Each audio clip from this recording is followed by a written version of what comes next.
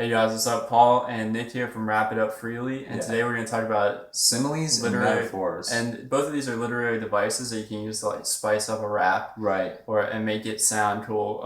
It's sort of like we're working with analogies and stuff. Right, exactly.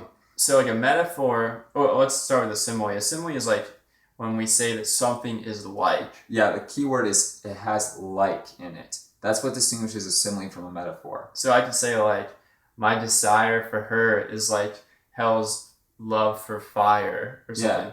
Yeah. The whole point is that you're making a comparison to something abstract to make and to like kind of relate that to what you're talking about. And the disadvantage with similes is that you have to use the word like, which means you have one less syllable within your line.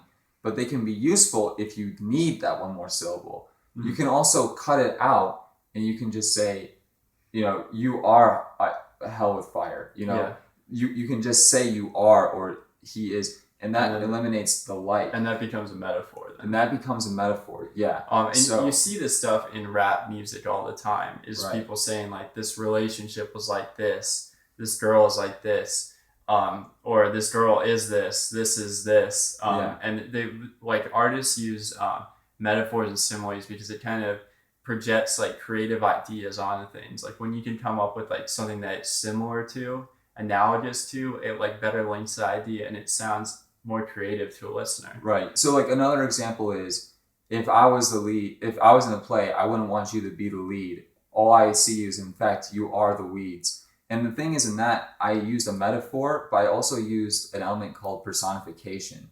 And that's another aspect that you can talk about. And all that basically means is you're personifying, or you're making human attributes to an object. Yeah, like you're linking like a weed to a person, and like attributing like those annoying qualities to that person. Yeah. And this is just sort of like adds like creativity, and like if you look at like really elaborate writers, they are throwing in these metaphors, similes, and personification all the time. Yeah. So for example, like the stove is sweating. That's a personification because usually people sweat, but a stove can't sweat, obviously. Yeah. But you're giving an attribute to a stove.